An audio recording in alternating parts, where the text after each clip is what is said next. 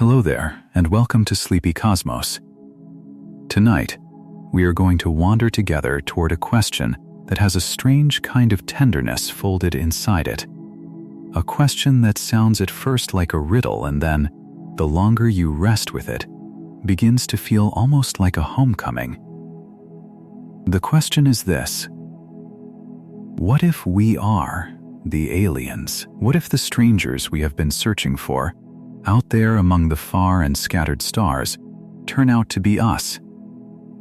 What if the very thing we call earthly, ordinary, familiar, human, is itself the great cosmic oddity, the unlikely visitor, the improbable arrival, the face at the window of the universe that some other world might one day glimpse and wonder about? The way we have wondered about them, hold that lightly. You do not need to solve it. You only need to let it drift alongside you, the way a thought drifts across the edge of sleep, half-formed, unhurried, asking nothing of you at all. We are going to move through this slowly tonight, in no rush whatsoever, because there is nowhere to be and nothing to reach and no finish line waiting at the end of these hours. We will touch 4 wide themes as we go, and I will name them now only so that some hushed part of you knows the shape of the journey, even as the rest of you begins to loosen and let go.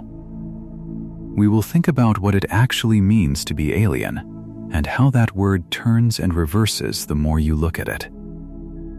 We will think about how life like ours came to be here at all, the long, patient, astonishing chain of accidents and inheritances that led to you, lying here, breathing, alive. We will think about the searching we have done, the great listening we have aimed at the sky, and what it feels like to be both the seeker and perhaps the thing being sought. And we will think about scale, about the sheer immensity of everything, and how that immensity, far from being frightening, can hold you the way a vast, warm dark holds a sleeping child. If you find somewhere in these hours that this helps you rest, then a like or a subscribe helps the channel reach others who are also lying awake right now, in other rooms, in other cities, under the same slow-turning sky, looking for something to carry them down into sleep. That is all. There is no need to do it now. Your hands can stay exactly where they are, heavy and easy, and still. Because none of this is anything you need to hold on to. Not the ideas, not the words, not the question itself. Let them pass through you like weather.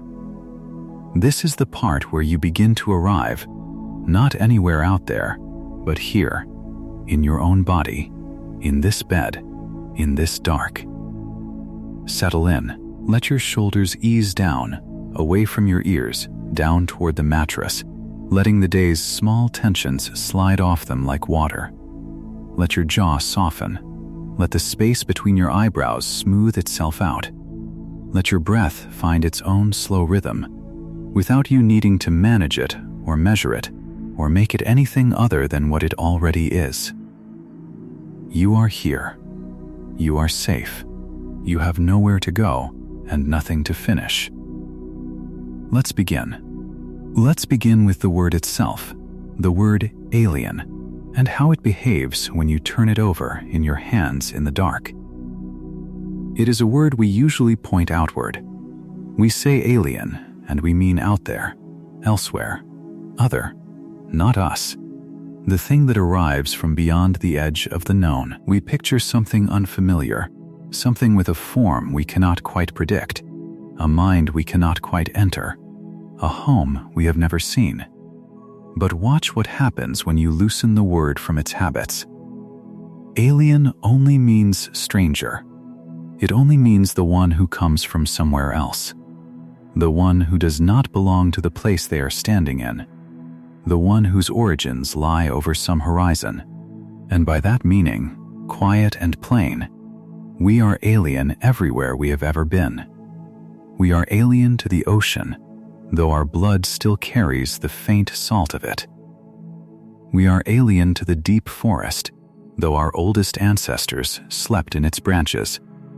We are alien to the mountain and the desert and the ice, walking through them wrapped in borrowed warmth, breathing air we did not make.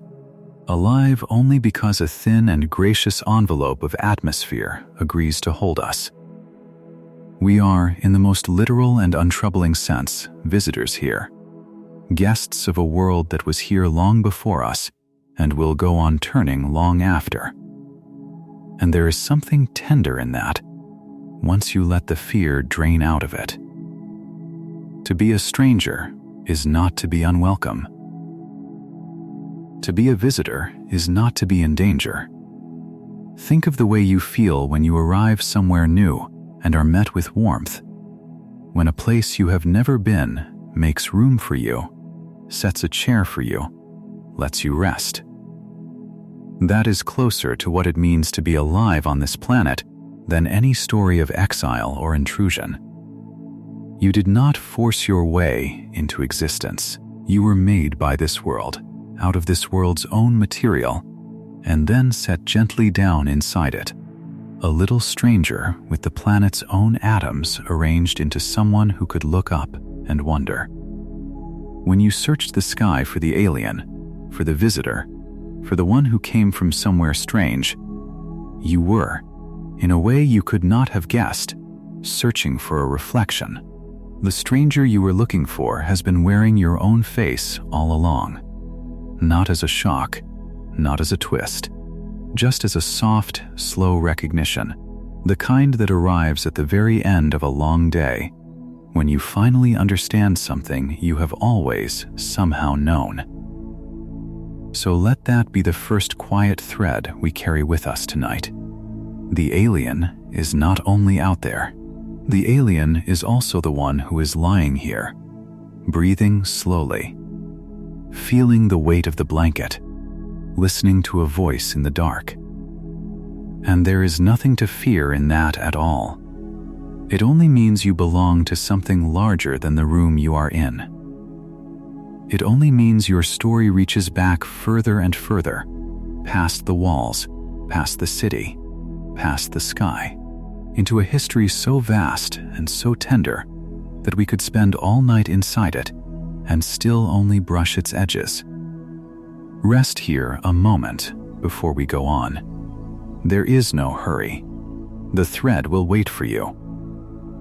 Let us follow that history now, backward and downward, into the long story of how anything like you came to exist on this small, wet, blue-green world. Because when we ask what if we are the aliens, part of what we are really asking is how strange it is that we are here at all, how improbable, how unlikely, how much like a miracle without needing to be one. And the beginning of that story is not a warm place, not a soft place.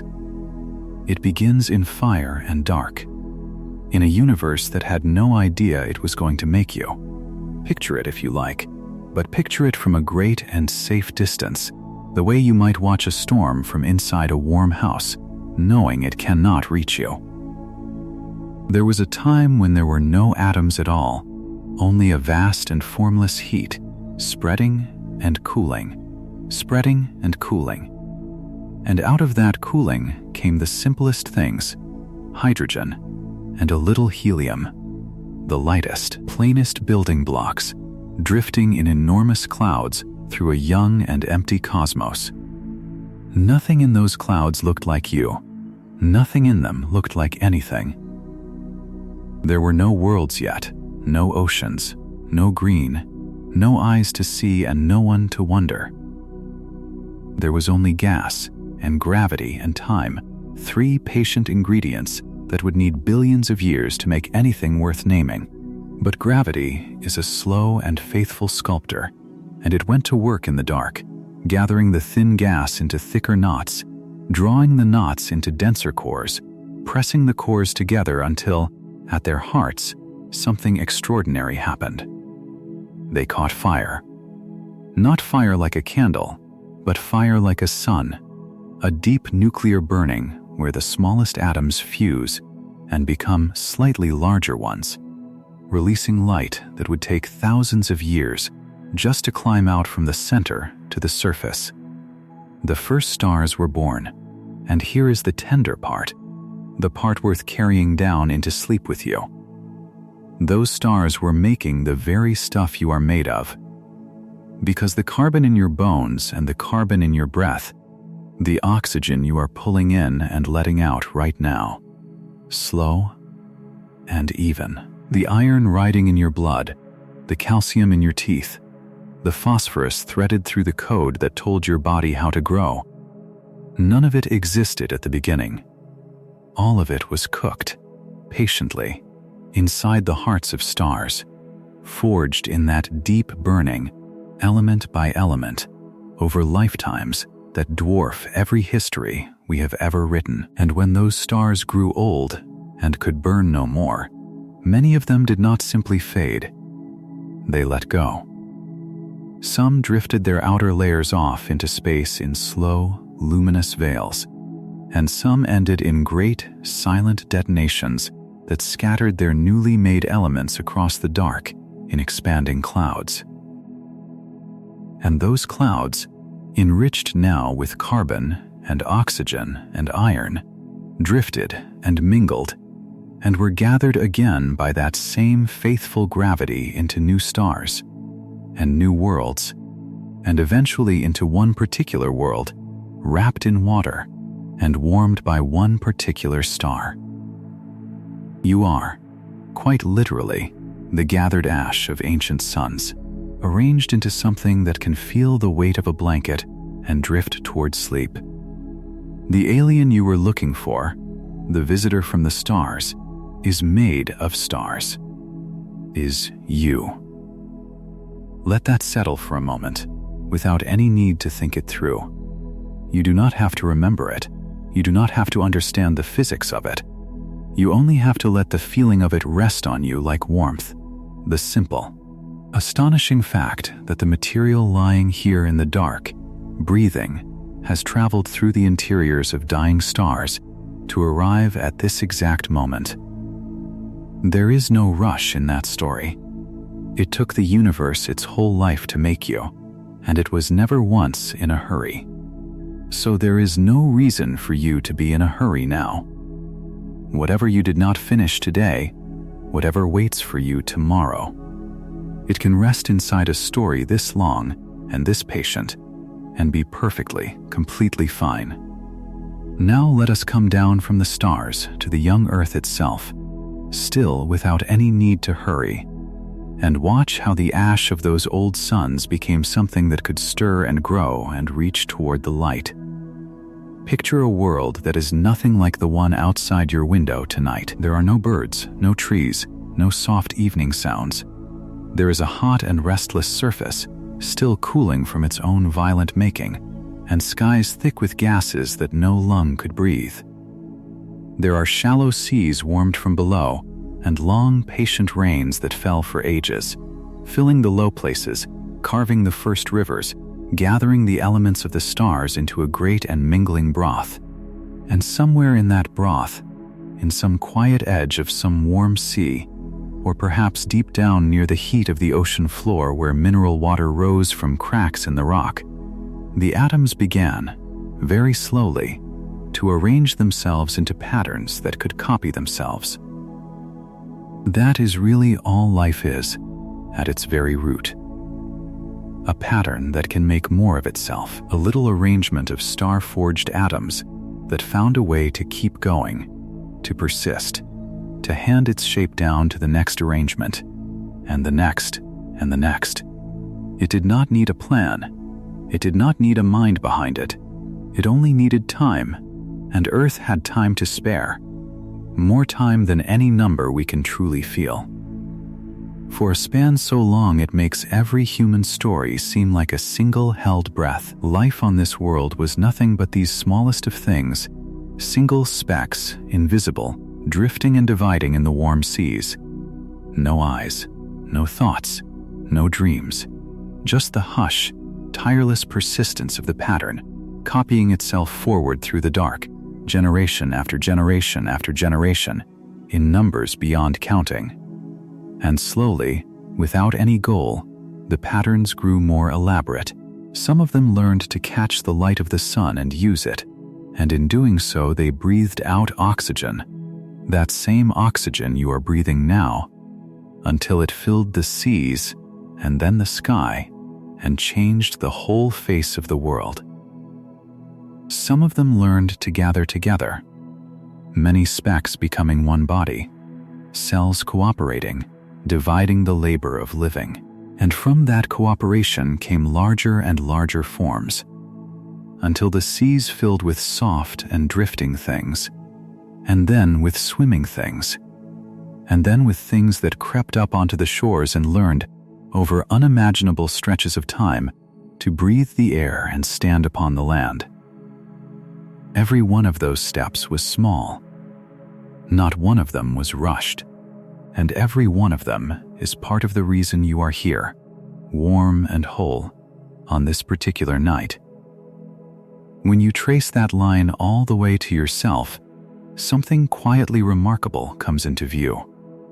You are not separate from that story. You are its living tip, its most recent word, the latest arrangement in a chain of arrangements that has been unbroken since the first pattern learned to copy itself in a warm and ancient sea. Every one of your ancestors, back and back and back, human and not human, furred and finned and simpler still, every single one of them survived long enough to pass the pattern on. Not one link in that chain was ever missing, or you would not be here to hear this. You are the outcome of an unbroken success stretching across billions of years, and you did nothing to earn it, and you cannot lose it now. It is simply yours. The way your breath is yours, quietly keeping you alive while you rest. And when we ask whether we might be the aliens, we are asking whether this whole long, patient miracle might look, from some far vantage, as strange and wondrous and unlikely as any creature we ever imagined arriving from the stars. And of course it would. Of course we are the strange ones. Of course the visitor is us. So rest inside that lineage for a while. You do not have to do anything with it. Feel, if you can, the faint sense of being held up by all those who came before, an enormous, silent multitude of living things whose only gift to you was to continue, to persist, to hand forward the pattern that became you. They asked nothing in return. They only made you possible. And now here you are, at the end of that long line, allowed at last to simply lie still and breathe and be. There is nothing more you need to prove tonight. The proving was done long ago, by all of them, over all that time. Your only task now is to let go. There is a long human story tucked inside this question too, a story of how we came, over centuries, to look up and truly wonder whether anyone was looking back. And it is worth wandering through slowly, because it is a story of people much like you, lying awake, gazing at the same sky, asking the same soft questions into the same dark. For most of human history, we did not even know that the little lights overhead were suns. We knew them as points, as patterns, as the fixed and wheeling companions of our nights, and we told stories about them, drawing shapes between them, hunters and bears, and rivers and kings, populating the darkness with meaning so that it would feel less empty and less strange. The sky was a ceiling then, close and painted, and we lived beneath it the way a child lives beneath the roof of a familiar house, never once suspecting how far the rooms above might reach. Then, slowly, over generations, the ceiling began to lift. There were thinkers in the ancient world who dared to imagine that the stars were other suns, and that other suns might have other worlds, and that other worlds might hold other minds, wondering in their turn. These were guesses, gentle and unprovable, but they were the first cracks of light through the painted ceiling, the first hint that the dark might be deep rather than shallow, populated rather than bare. And then came the makers of lenses, the patient grinders of glass, who built the first small instruments to gather more light than the eye alone could hold. When they turned those instruments upward, the sky did not stay the same. Where there had been one soft blur, there were suddenly countless stars. Where there had been a single smear of pale light across the night, that band we call the Milky Way, there was revealed a river of uncountable suns, so many that the mind simply gave up trying to number them and settled instead into awe. Imagine being one of those first watchers, on some cold and quiet night long ago, pressing your eye to a rough tube of glass and seeing, for the first time, that the pale band overhead was not a cloud, but a multitude. Imagine the slow turn of feeling as you understood that each of those specks was a sun, and that the darkness was not empty at all, but crowded, teeming, brimming with fire and distance. It must have been a little frightening, and it must have been wonderful, the way the very best discoveries are both, and every discovery after that only widened the room. We learned that our sun was one star among a few 100 billion in our galaxy.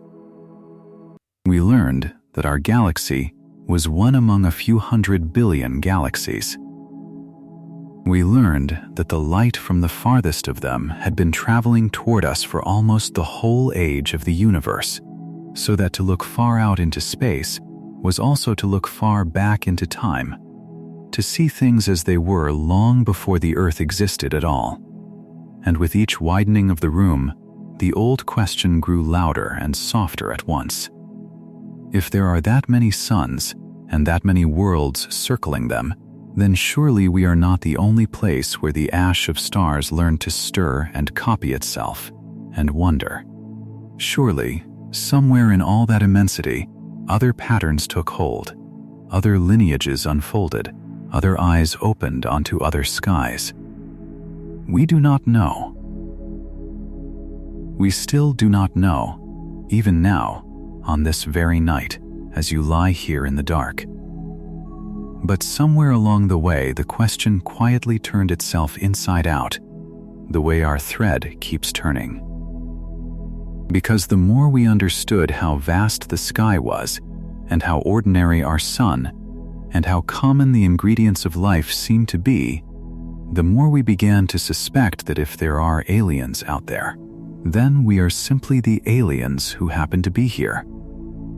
The strangeness we were straining to find at a distance was sitting inside us the whole time, looking out through our own eyes, wearing, once again, our own familiar face.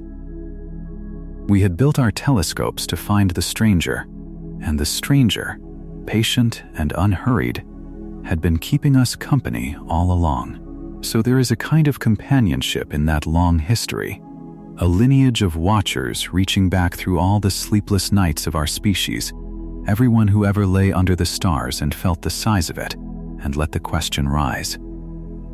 You are part of that lineage now, simply by wondering.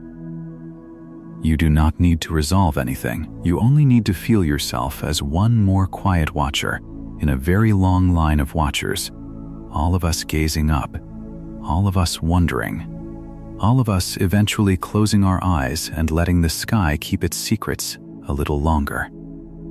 Let your own eyes rest now if they want to. The stars will keep. They have always kept. Now let yourself be carried for a while. You have done enough thinking for one stretch of the night, and this next part asks nothing of your mind at all. It only asks you to imagine drifting. So let the ideas loosen and float away, and picture yourself lifted, ever so slowly, up and out of this room, without any effort of your own, the way you sometimes rise in a dream without ever deciding to. You are being carried. You do not have to hold yourself up. Something patient and enormous is doing the lifting, and all you have to do is be light in its hands and let it take you. Picture the room falling away beneath you, the roof of it opening like a flower, the walls softening into distance. See the streetlights of your town spreading out below, small and warm, each one a little pool of gold, and then the town itself shrinking to a scatter of lights against the dark, and then the whole region of the land curving away, rivers threading through it like silver, the coastline drawing its long, slow line between the water and the shore. You are rising still, easily, unhurried, and now you can see the great curve of the world beginning to show itself, the horizon bending, the blue of the atmosphere thinning at the edge into a fragile band, that same thin envelope of air that has been holding you and breathing with you your whole life long. You are being carried out beyond it now, gently, into the stillness above. And here, above the air, everything is calm. There is no wind here, no noise, no rush. The earth turns below you, vast and slow and luminous, wrapped in its swirling white weather, its deep and shining seas, its patient continents drifting on timescales too slow to see.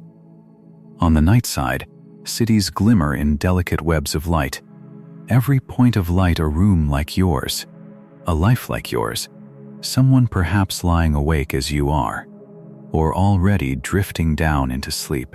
On the day side, the light of the sun sweeps across the ocean in a broad and moving brightness, and you simply float here, held, carried, watching the whole of the living world turn beneath you like a great warm lantern in the dark. There is nothing to fear out here. You are safe. You are being held by the same forces that hold the moon in its long, faithful circle, that hold the earth in its wide, patient orbit, that have kept everything turning smoothly for billions of years without a single hand needing to steer. Drift a little farther if you like. See the moon nearby, pale and cratered and still, keeping its old company with the earth. See the sun, warm and steady, pouring out the light that every living thing on the planet below has learned, in one way or another, to drink. And see, far out beyond it all, the deep field of stars, unblinking now that there is no air to make them tremble, spread across the black in their countless multitudes, each one a distant sun, each one perhaps warming worlds of its own. You are a small, warm point of awareness floating in the midst of all of it, carried, cradled, perfectly held. And from out here, looking back at that blue and shining world, you can feel the truth of the thread we have been following. That world down there is the strangest, rarest, most wonderful place you have ever seen. And you are one of the strange and wonderful things it made. You are the alien, floating home. You are the visitor, gazing back at the harbor. And the harbor is glad to have you, and will keep your bed warm, and is in no hurry at all for you to return. Let yourself stay up here as long as you like, weightless and unworried, carried by something larger and older and kinder than any fear. There is no falling here, only floating. There is no cold here, only the calm of being held. And when you are ready, not before, you can let yourself begin to drift back down, slowly, gently, toward the small warm room, toward the bed, toward the body lying easy in the dark. But there is no need to hurry even that. Stay among the stars a while. They are, after all, your oldest kin. You have every right to rest among them. Come back now, softly, to the question of the search itself, to the great listening we have aimed outward across the years. Because if we truly suspect that the sky is full of suns and worlds, then it is only natural that we would try to reach across the distance and ask, quietly, Is anyone there? And we have tried. In our own slow and patient way, we have built enormous dishes of metal and pointed them at the sky, vast curved ears turned toward the stars, straining to catch any whisper of a signal that did not come from us, any faint and deliberate murmur riding in on the radio waves that wash constantly across the cosmos. Picture one of those great dishes, if you like, cradled in a serene valley somewhere, tilted upward through the night, listening. It does not shout. It does not demand. It only listens, hour after hour, night after night, sweeping slowly across the sky, gathering the faint radio hush of the universe and searching it, gently, for a pattern that might mean someone. And here is a tender thing about that listening.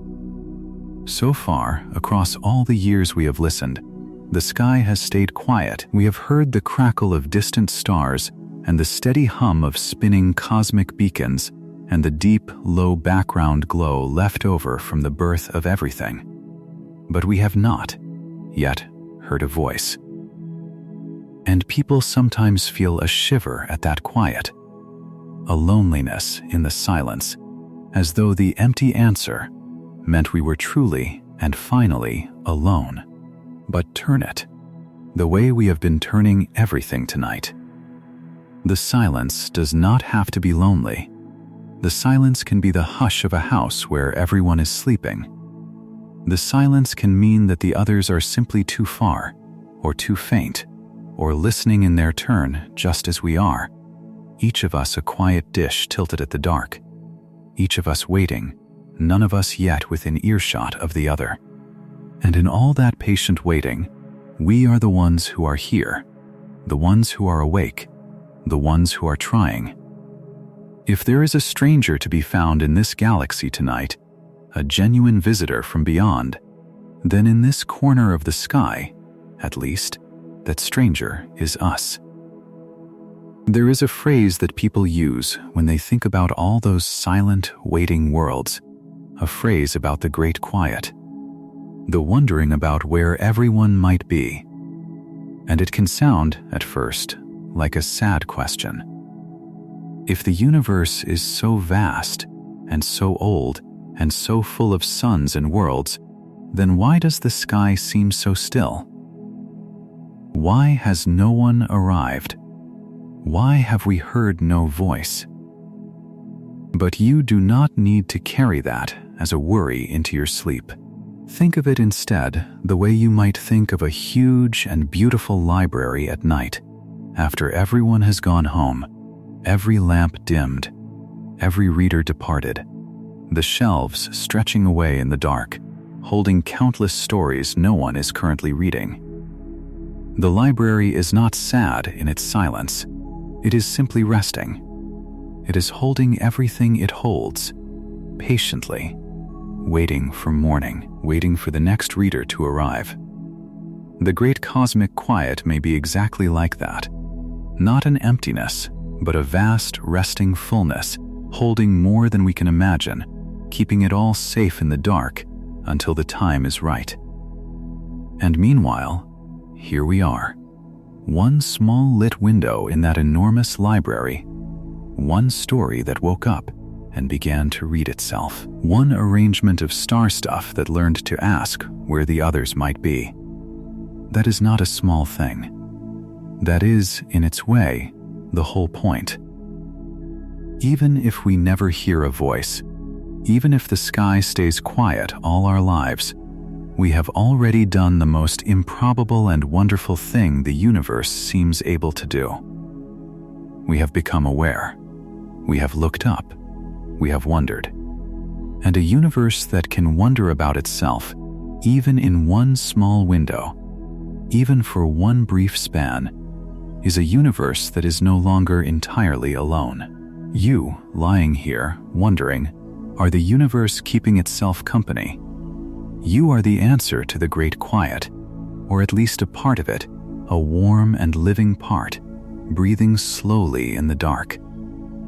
So let the silence of the sky be a comfort rather than a worry. It is the silence of a house at rest. And you are allowed now to rest inside it.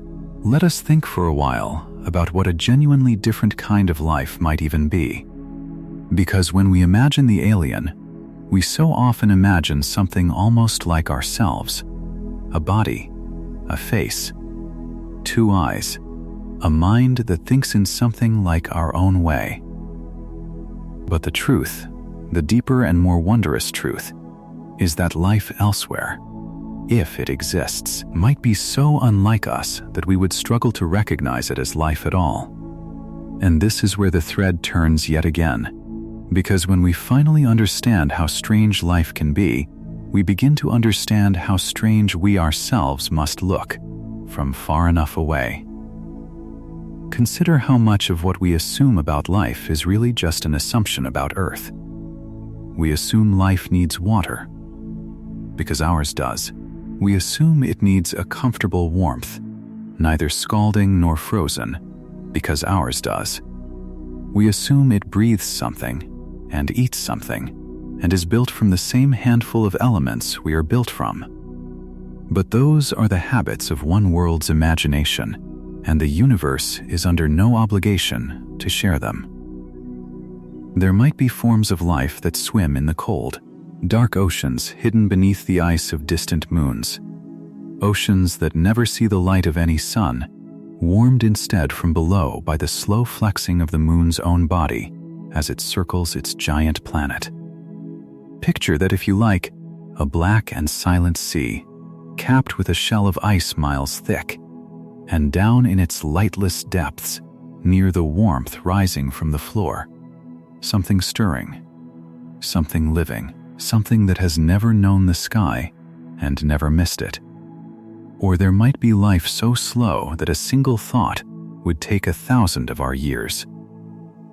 Life that lives at a pace we would mistake for stone.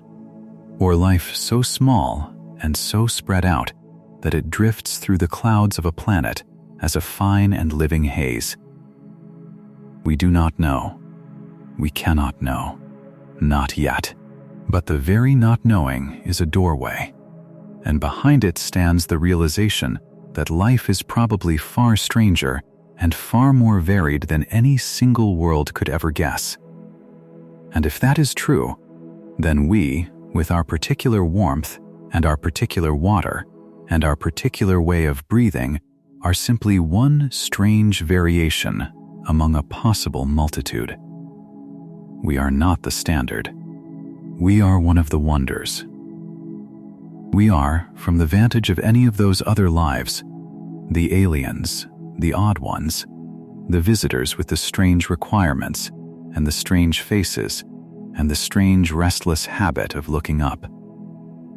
And there is something freeing in that, something that loosens the grip of any need to be normal, any worry about fitting in, because on the scale of the whole cosmos, there is no such thing as normal. There is only the vast and beautiful variety of ways that matter has found to come alive and stay alive, each one strange to all the others, each one perfectly at home in itself. You do not have to be like anyone else. You never did.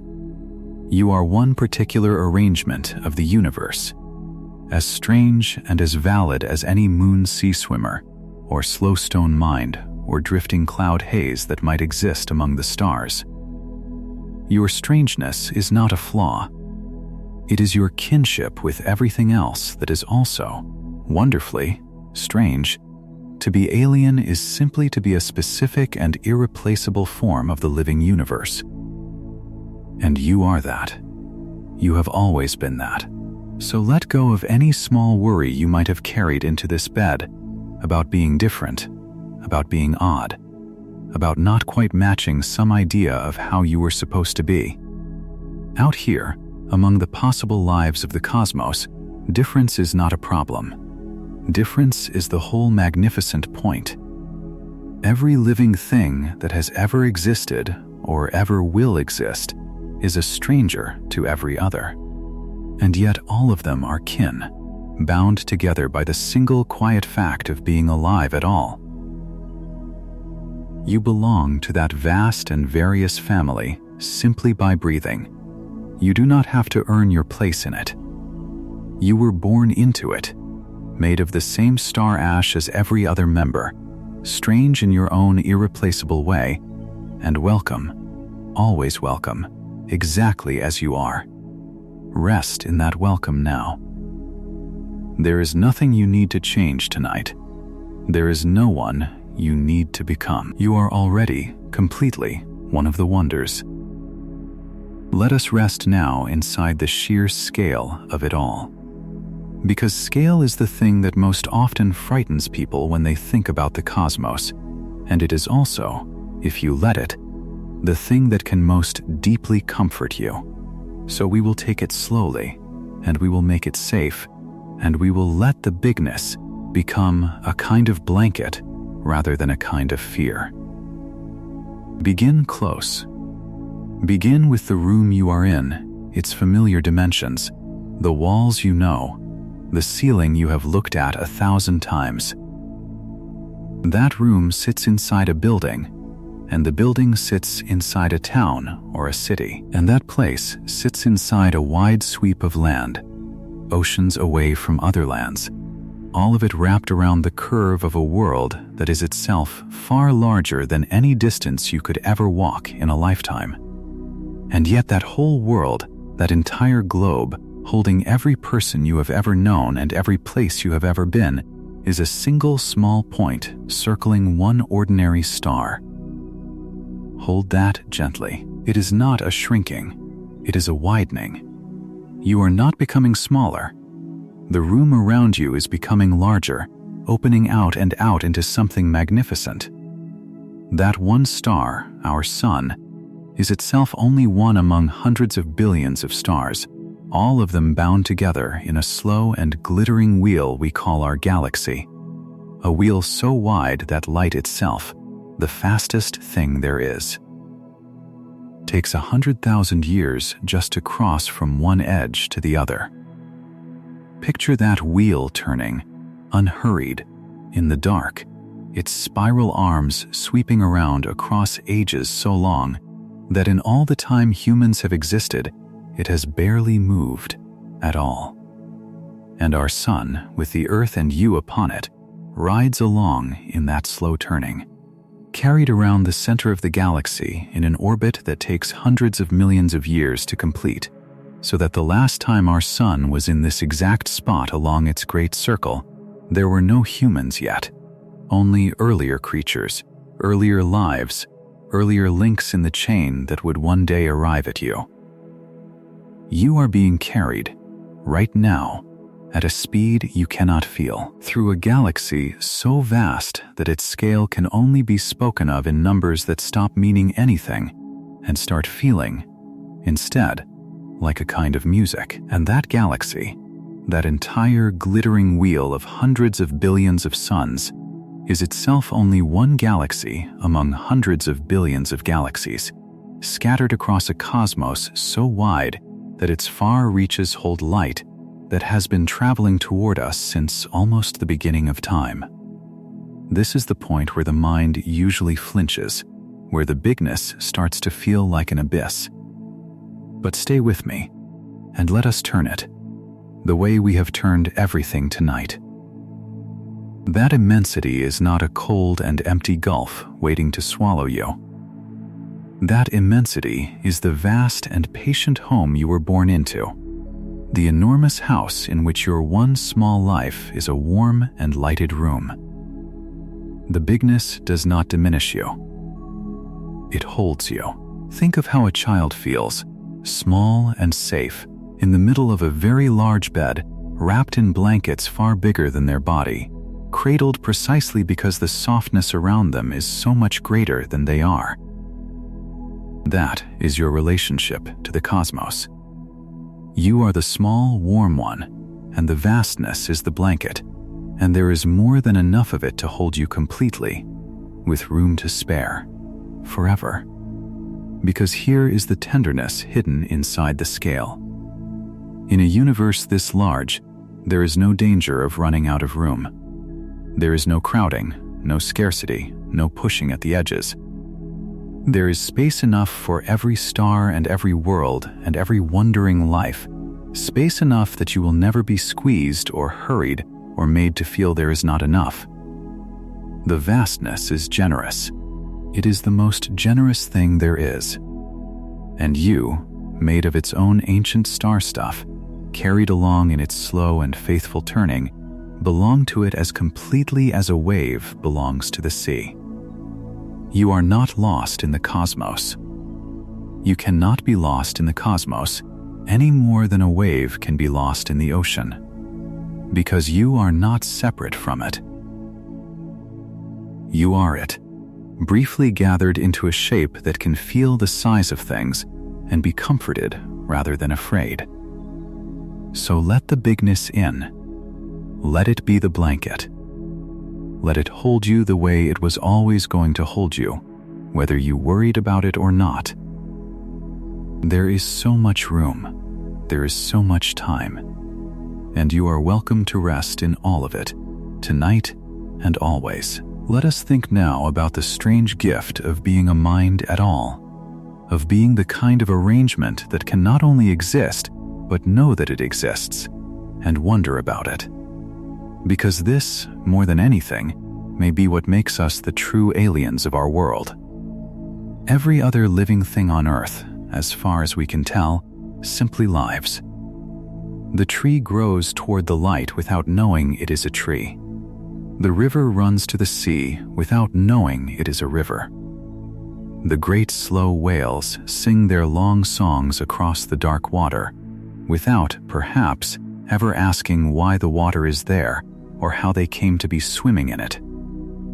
But somewhere along our own long lineage, in the chain of arrangements that led to you, something folded back on itself. The pattern that could copy itself learned, at last, to look at itself. Awareness woke up inside the star ash, and with that waking came all of it, the wondering, the questioning, the lying awake at night asking whether we are alone, the aching, marvelous capacity to hold the entire cosmos inside a single small skull and turn it over and be amazed.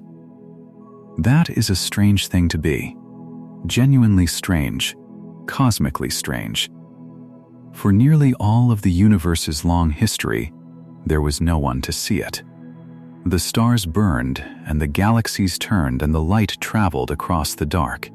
And none of it was witnessed, none of it was known, none of it was held in any mind at all. It was all simply happening, magnificently, pointlessly, alone.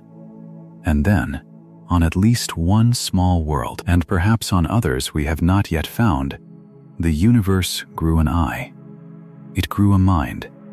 It became able to look at itself and be moved by what it saw. You are one of those eyes.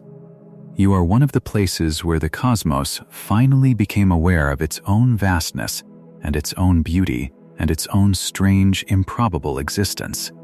When you look up at the stars and feel that quiet ache of wonder, that is not a small private feeling.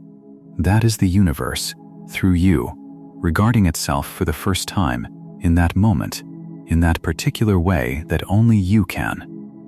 No one has ever stood exactly where you stand and seen exactly what you see. You are a unique window through which everything looks back at everything. And if that is what we are, these rare and wondering eyes, then of course, we are the aliens. Of course, we are the strange ones. In a cosmos that spent almost its whole life unwatched and unknown, the arrival of something that could watch and know is the strangest event of all. Stranger than any creature from any distant world, the visitor we kept searching for, the being so unlike everything else that it seemed to come from beyond, turns out to be the wondering mind itself, and we are made of it. We carry the strangeness inside us. We are the place where the universe became odd enough to ask questions about itself. And there is nothing frightening in that. There is only a deep and tender dignity in it. The dignity of being one of the rare places where existence pauses to notice that it exists, and finds it beautiful and is glad.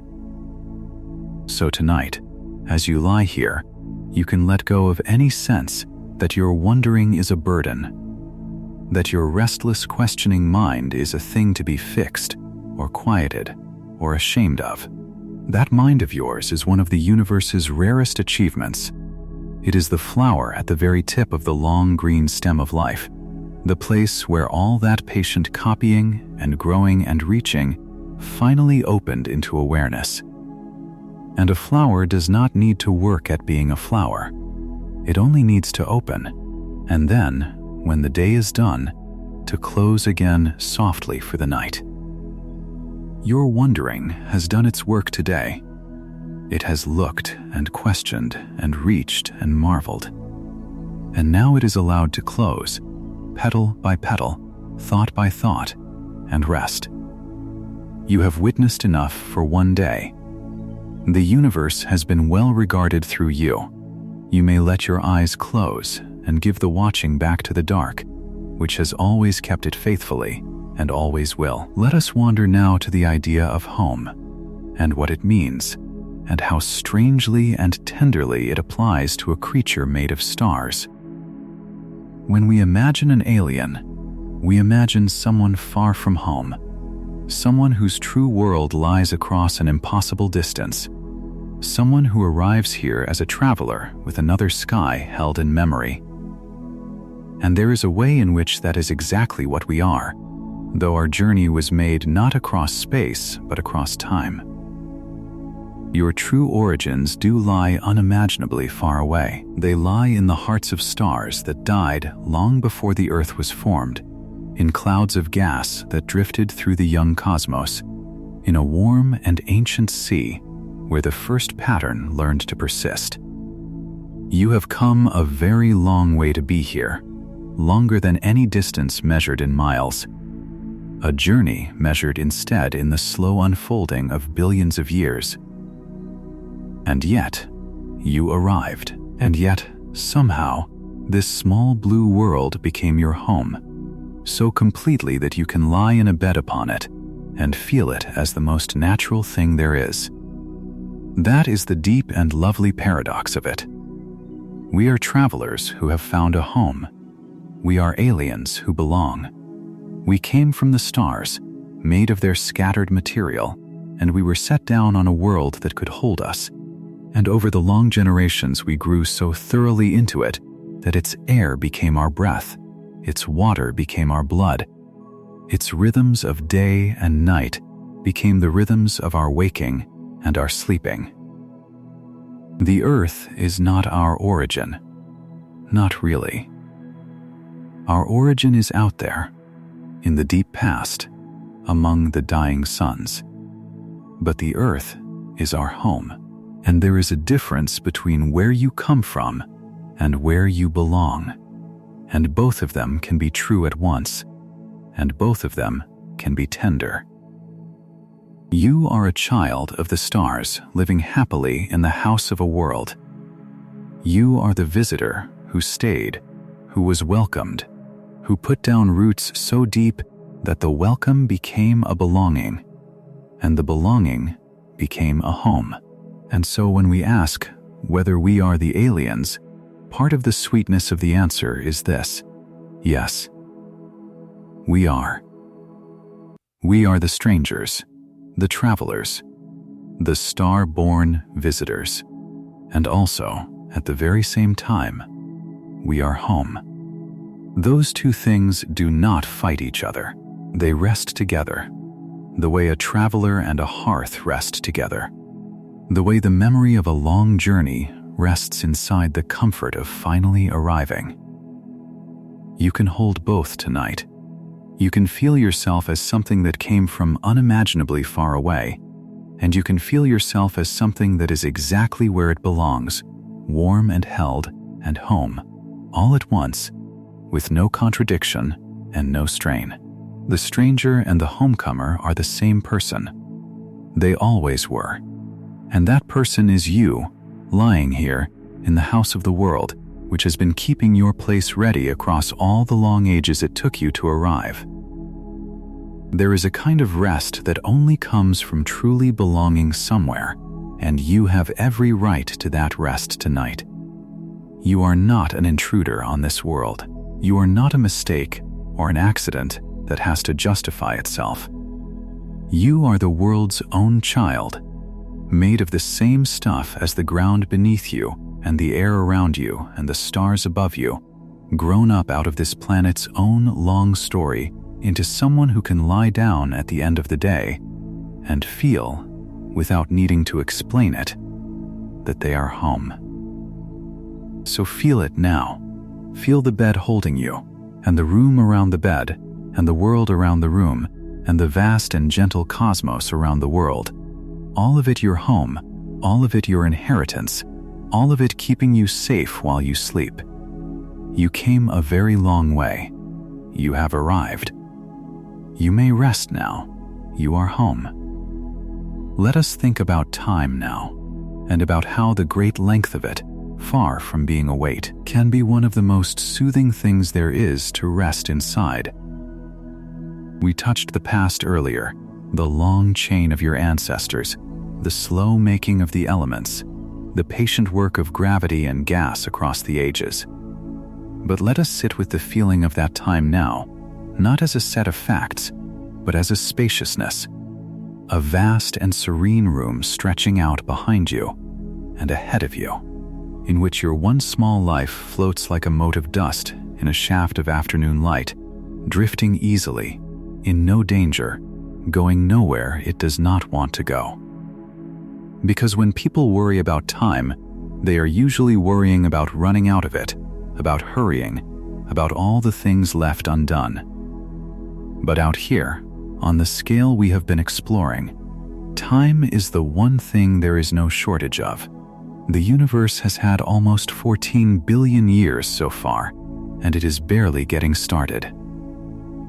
The stars will go on being born for a length of time so vast that our whole history, from the first stirring of life to this very night, is less than a single blink within it. And you belong to that immense and unhurried time. You are made of it, in a sense, as much as you are made of star ash. Because every atom in you carries the whole history of the cosmos in its making. There is no rush written into you at any level. The atoms of your body do not hurry. They have been patient for billions of years, drifting through space, riding through stars, wading through the long dark. And they are patient still, holding your shape together tonight without the slightest sense of urgency. Only the mind hurries, only the thinking part, caught up in the small and passing concerns of a single day, feels the pressure of time. And that part can rest now too. That part can borrow, just for tonight, the deep patience of the atoms it is made of, the deep patience of the stars, the deep patience of a universe that has never once been in a hurry and has still managed to make everything, including you. Imagine your worries about time, all the small hurryings and deadlines and undones, set down for a moment into that vast and patient room. See how small they become there. See how the great length of cosmic time swallows them up, not cruelly, but kindly, the way a huge and quiet ocean swallows the ripple of a single dropped stone. Whatever you did not finish today rests inside billions of years of unfinished and finished things, and is perfectly fine there, perfectly held. Whatever you must do tomorrow will still be there tomorrow, and the world will still be turning, and the sun will still be rising over the curve of the sea, exactly as it has risen billions of times before. You do not have to hold tomorrow tonight. Tomorrow can wait in the vast room of time, patiently, the way everything waits there, and you can let go of it entirely and give yourself over to rest. Because rest is not time wasted. Rest is not a pause in the real living. Rest is part of the pattern, woven all the way down into the deepest workings of life, as ancient as the first creatures that ever slept in the warm and shallow seas. Everything that lives rests. The great turning galaxies rest in their slow rotation. The stars, in a sense, rest between their births and their deaths, burning steadily for ages in a long, calm middle. The earth itself turns half of its face into the dark every day, so that its living things may rest. You are not falling behind by resting. You are joining the whole cosmos in its oldest and most patient rhythm, the rhythm of holding still, of letting go, of trusting the vast slow turning to carry you through the dark and into the light again, without any effort of your own. So let time be spacious tonight. Let it be the room, not the clock. And rest inside it as long as you like. Let us turn now to one of the ideas that frightens people most, and let us take all the fear out of it, slowly and thoroughly, until nothing is left but peace. People sometimes think about the void, the empty dark between the stars, and feel a shiver, as though that emptiness were a threat, a hunger, a nothing that might reach in and take something away. But the void is not like that at all, once you truly understand it. The space between the stars is not an angry emptiness. It is a vast and deep stillness, the calmest thing that exists, so calm that it makes the calmest night on earth seem restless by comparison. Out there, between the worlds, there is no wind, no storm, no noise, no rush, nothing pulling at you or demanding anything of you. There is only the soft, unbroken hush of space, stretching in every direction, holding the stars in place like lanterns spaced far apart across an endless, tranquil field. And that hush is not hostile to you. It is the same hush that fills this room right now, in the small hours, when the world has gone quiet and there is nothing but the sound of your own slow breathing. The stillness between the stars and the stillness in your bedroom tonight are, in a way, the same stillness, the same deep quiet that underlies everything when the noise and the hurry fall away. You do not need to fear the void, because you already know it. You visit it every night, at the edge of sleep, in that soft and spacious quiet, just before you drift under. The great dark between the stars is only that same quiet made enormous. And you have never once been harmed by that quiet. It has only ever carried you down, tenderly, into rest. So let the emptiness of space be, tonight, not a fear but a friend, the largest and calmest version of the very stillness that is about to carry you off to sleep. And think, too, about how full that so-called emptiness really is. It is not truly empty at all. It is threaded through with the light of countless stars, crossed by the faint warmth left over from the birth of the universe, drifting with thin clouds of the very gas from which new stars are being born even now. The dark between the worlds is forever making things all the time, gathering its thin material together over the ages, kindling new suns, cradling new worlds. The emptiness is a womb, not a grave. It is where things come from, not where they are lost.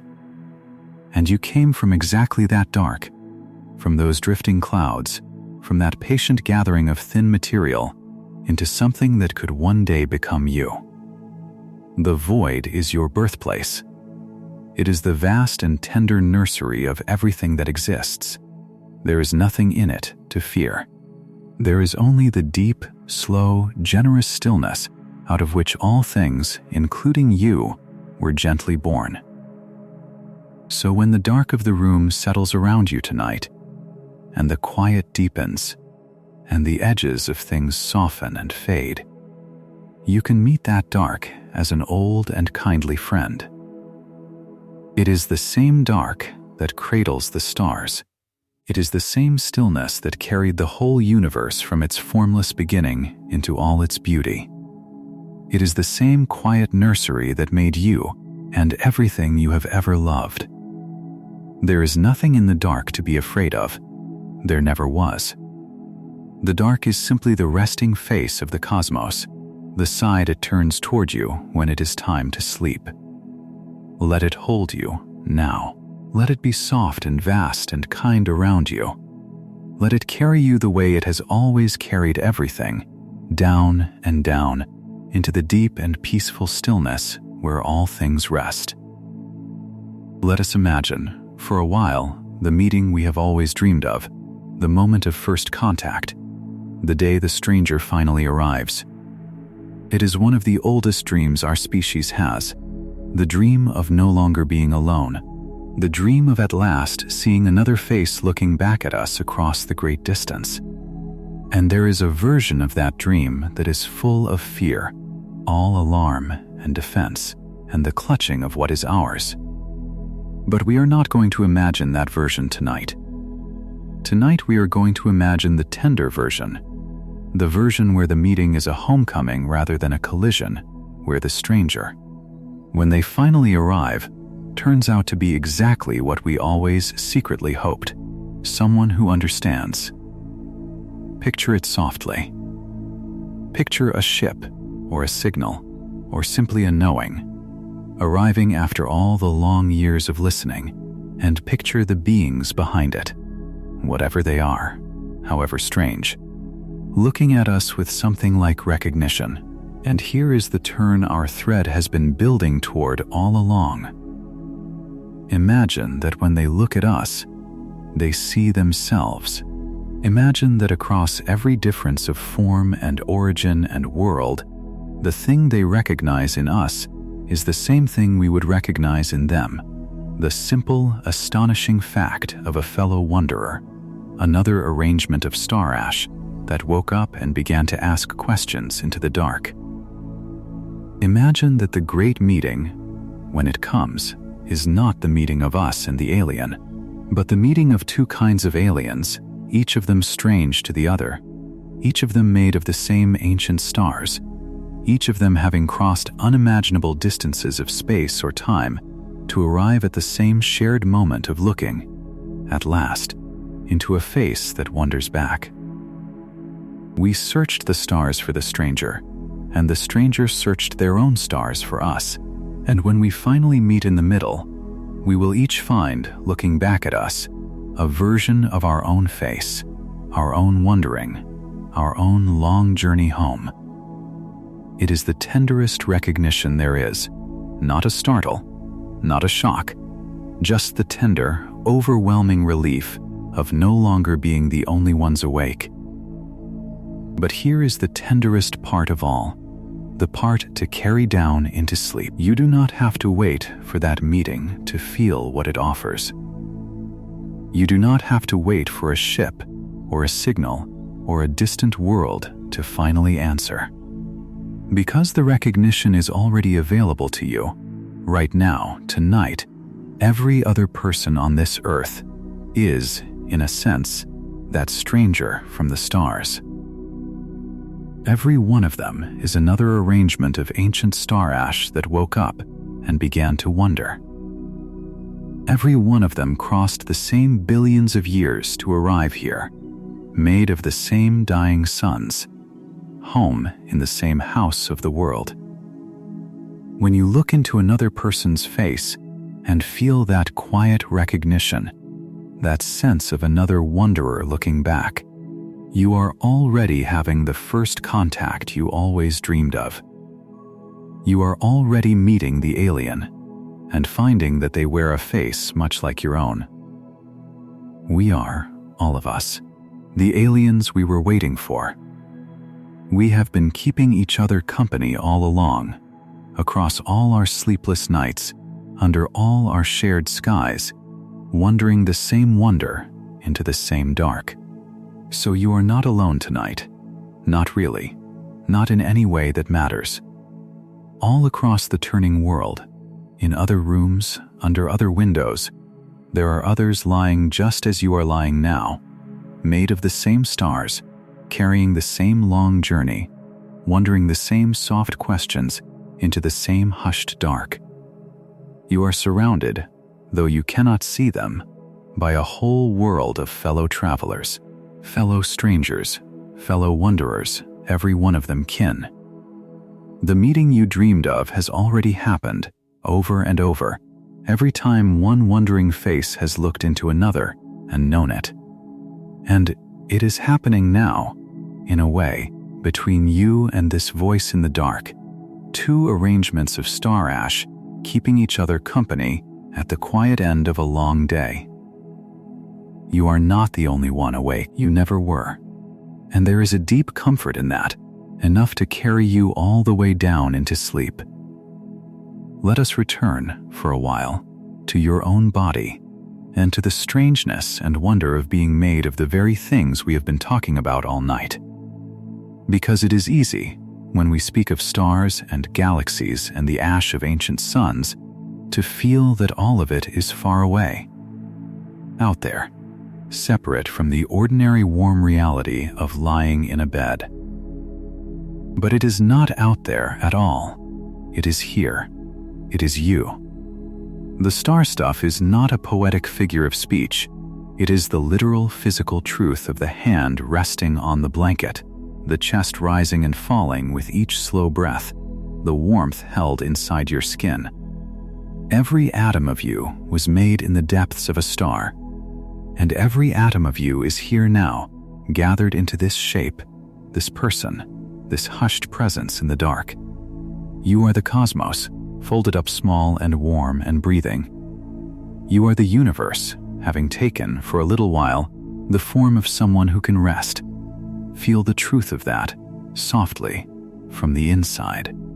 Feel your breath, and know that the oxygen filling you was breathed out, long ago, by the first living things that learned to catch the light, and before that was forged in the hearts of stars, and is now, in this moment, part of the tide that keeps you alive, flowing in and flowing out, unhurried, tireless, faithful.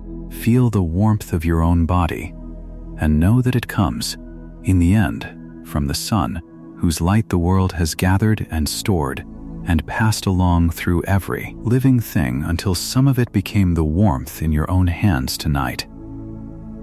Feel the beat of your heart, that patient inner tide, moving iron through your blood, iron that was made in a dying star and scattered across space and gathered again into a world and finally into you, carried now, drop by drop, through the inner chambers of your chest while you rest. You are not separate from the cosmos we have been exploring. You are its most intimate expression. You are what it feels like, from the inside, to be a small piece of the universe that has woken up and is now, gently, getting ready to sleep. And there is such peace available in that, such a deep settling. Because if you are the cosmos, folded up small, then you do not have to hold yourself together by effort. The same forces that hold the stars in their courses and the galaxies in their slow turning are the forces holding you together right now, without any work on your part. You do not have to keep your own atoms in place. You do not have to remember to make your heart beat, or your lungs fill, or your blood move. All of it is being done for you by the same faithful physics that has kept the universe running for billions of years, and it will keep being done for you all through the night, while you let go entirely and rest. You can trust your body to the cosmos tonight, the way you trust the earth to keep turning, and the sun to keep burning, and the stars to keep their places. It is all being taken care of. It always has been. You can simply lie here, a warm gathering of star stuff, and let the universe hold you the way it holds everything else. So let your attention rest lightly on your body now, not to fix anything or change anything, but simply to feel it being held. Feel the weight of you sinking into the bed, heavier and easier with each breath. Feel the small tensions releasing, one by one, the hands softening, the shoulders loosening, the face going smooth and calm. Feel yourself becoming, more and more, just a serene presence in the dark, a warm point of star stuff at rest, held by forces older than the earth, breathing in the same slow rhythm as the tides and the turning world. There is nothing you need to do. There is nothing you need to hold. The cosmos that made you is holding you now, completely, the way it was always going to, and all you have to do is let it. Let it hold you. Let it carry you. Let yourself be the universe, resting. Let us wander to the idea of the many worlds that might be out there, the countless planets circling the countless suns, and let that multitude become not a source of restlessness, but a kind of lullaby of possibility. Because we have learned, in recent times, that planets are not rare. For a long while, we did not know whether other stars had worlds at all, or whether our own family of planets was some strange and lonely exception. But now we know, with a growing certainty, that worlds are everywhere. Almost every star you can see, and countless more you cannot, carries its own small retinue of planets circling in the dark, some scorched and close, some frozen and far, and some here and there, resting in that tender middle distance where water might pool and warmth might gather and life might, just possibly, take hold. The sky is not a scattering of lonely suns. It is a vast archipelago of worlds, island after island after island, spread across a cosmic ocean too wide to cross, each one turning quietly in the light of its own star. Picture them, if you like, as you drift. Picture worlds cloaked in endless storms, their skies streaked with lightning that has never once been seen by any eye. Picture worlds of ocean, with no land at all, their waves rolling on forever under alien moons. Picture worlds of ice and worlds of stone, and worlds wrapped in air of colors we have no names for.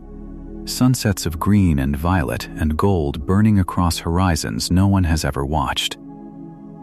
Picture the quiet moons circling the giant planets, some of them hiding dark seas beneath their frozen shells, some of them dusted with the raw ingredients from which life once assembled itself here. All of them are out there right now, tonight, turning in the dark, real, whether or not anyone ever visits them, whether or not anyone ever knows their names. The universe is generous with worlds the way it is generous with everything, making them by the billions and letting them turn, patient and unhurried in the vast and wide field of space. And there is a soft comfort in that abundance, a comfort in knowing that the cosmos is so full of places.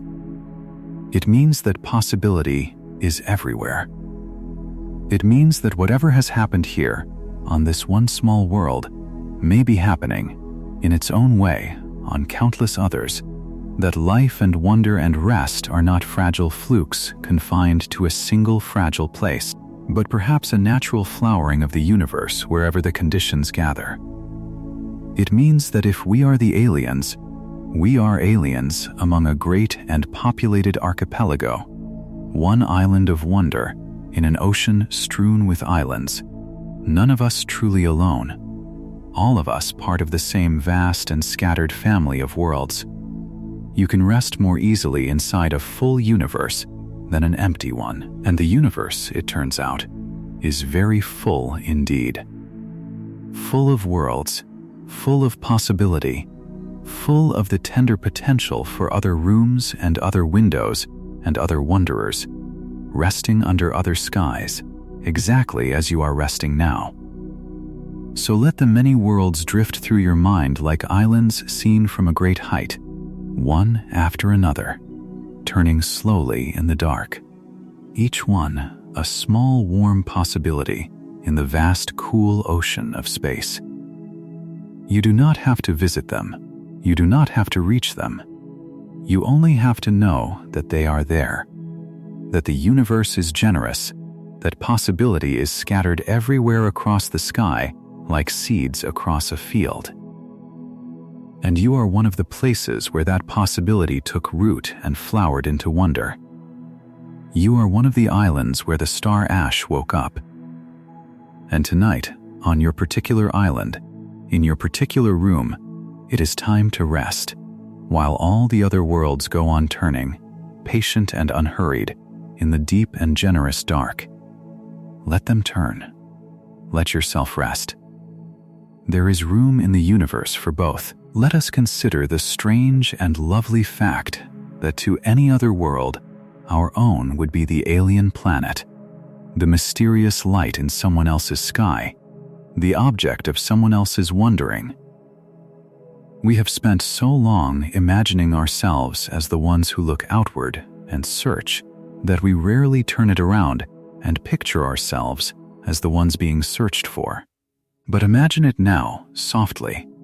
Imagine a wondering mind on some distant world, lying awake under its own strange stars, looking up and picking out a faint point of light that happens to be our sun, and wondering whether anyone might be there.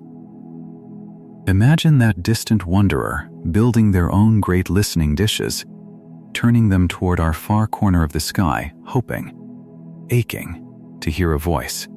To them we are the alien. To them we are the mystery. To them the earth is the far and secret world that might, just might, hold someone who understands. From their vantage, we are exactly the thing we have always searched for. We are the answer to someone else's loneliness, if only they could reach us. There is something that dissolves the last of any fear in that reversal, because it shows you, plainly, that the roles of seeker and sought, of native and alien, of us and them, are not fixed things stamped onto the cosmos. They are only points of view. From here, they are the aliens. From there, we are. From here, we are home, and they are strange. From there, they are home, and we are strange. And the truth underneath all these shifting points of view is that there is no them and us at all. Not really. Only wanderers scattered across the dark, each one home to themselves and alien to the others, each one made of the same stars, each one asking the same question into the same night. When you finally see that, the whole hard edge of the word alien softens and falls away. There is no frightening stranger out there in the dark. There are only fellow wanderers, and from every one of their windows, it is we who wear the stranger's face, and we are not frightening at all. We are just someone else's hoped for company. And so the thread completes its turn, gently, one more time. The alien you searched for is you, seen from another window. The stranger you feared is you, glimpsed across the dark by someone who hoped you might be kind. And you are kind. You are, lying here, exactly the sort of wanderer any distant mind would be relieved and gladdened to find, someone soft and thoughtful, and full of hushed wonder. Someone who would meet a stranger with recognition rather than fear. If you are the alien in someone else's sky, then the alien is a good and gentle thing to be, a warm point of hope for company in the vast and hushed dark. There is nothing in that to fear. There is only, once again, the soft relief of understanding that the frightening stranger was never really out there, and never really frightening, and was all along wearing a face very much like your own. So let that reversal rest you. Let it take the last small edge of unease out of the great dark sky. Whatever is out there, if anything is out there, is looking back with the same wonder you feel, hoping to find, in the faint light of your world, exactly the kind of gentle presence you already are. You are not the searcher trembling in the dark. You are also the warm and hoped-for light at the end of someone else's search. You are the good news someone else is aching to receive. And there is no fear in being good news. There is only a quiet dignity and a soft comfort and permission, at last, to close your eyes and rest, knowing that from every window in the sky, you are exactly the kind of company the universe was hoping to find. Let us drift for a while into the deep past of the earth itself, and let its long, slow story become a kind of bedtime tale, told not to teach you anything but simply to carry you gently backward through unimaginable stretches of quiet time.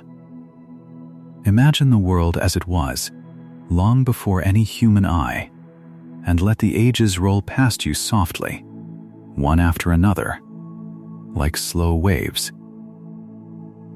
Imagine the young earth cooling under a sky no one was watching, its first oceans gathering from endless rains, its first continents forming and drifting and breaking apart and coming together again over spans so long that the very shape of the world was rewritten many times over. Imagine ages when the whole planet was warm and green from pole to pole, and ages when it was wrapped almost entirely in ice, a great white world turning silently in space, waiting, patient, for the warmth to return. And it always did return. The earth has been through so much, and it has always come around again to warmth and life, as faithfully as day follows night. Imagine the seas filling with the first drifting things, and then the first swimming things, and then the slow, momentous crawl of life up onto the land.